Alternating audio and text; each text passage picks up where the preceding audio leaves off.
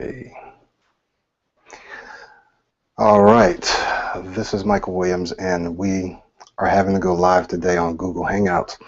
Since live stream went down today, of all days, the day that I do my live broadcast, the service that I normally use, they're having some server issues, so wasn't able to go live there, so I'm going live here.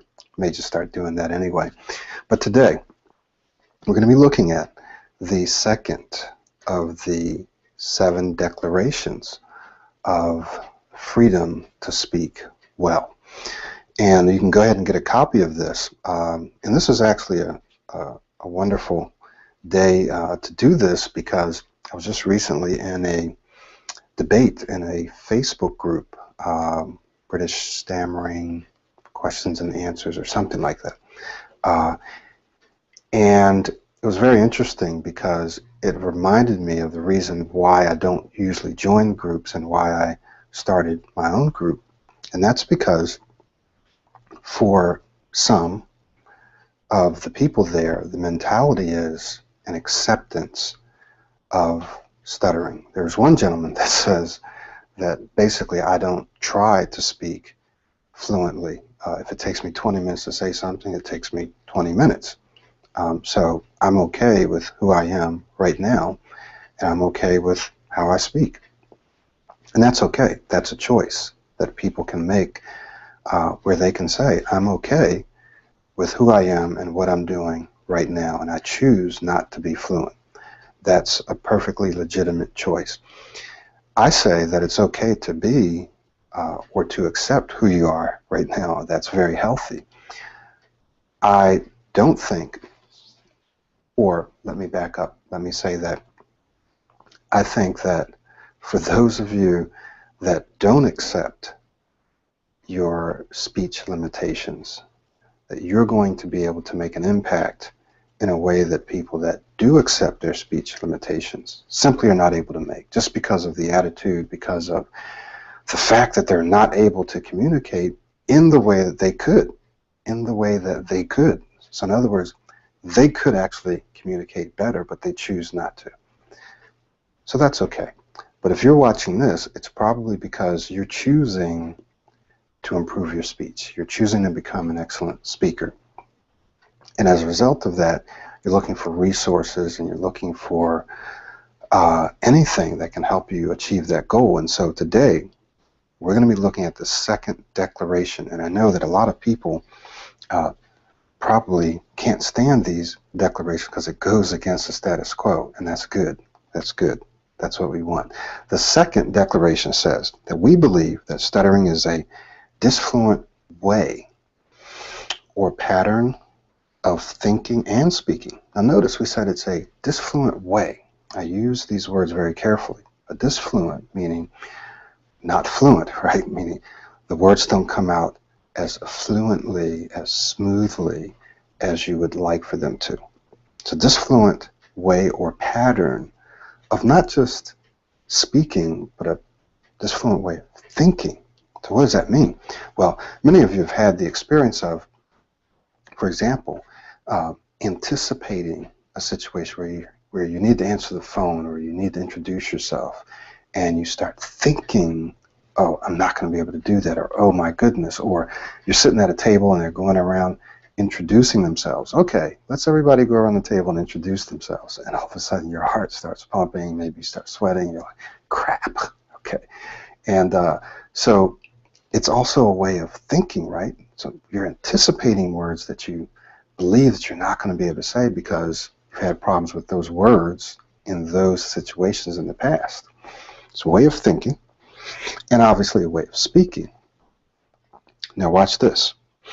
Because patterns or habits, right? A habit is a pattern. It's a pattern of behavior. Because patterns are habits of thinking and speaking. Speaking is a behavior, right? It's something that you do, can be changed. Because patterns or habits of thinking and speaking or behaving can be changed or substituted with new ones more accurately, right? then stuttering can be changed or substituted with a newer, smoother, more fluent, confident style of speaking or way of speaking. So we're saying that because stuttering or stammering, blocking, whatever you want to call it, involves thinking, it involves a pattern of thinking, right? Because it involves a pattern of speaking, and because patterns can be changed or substituted with new ones, this is an absolute fact, then that means that stuttering, whether or not it's genetic, doesn't matter if it's genetic, but because it is also a way of thinking and a way of speaking, it can be changed. Or a new way of thinking and a new way of speaking can be created. Does that make sense? And that's really the gist of this particular declaration.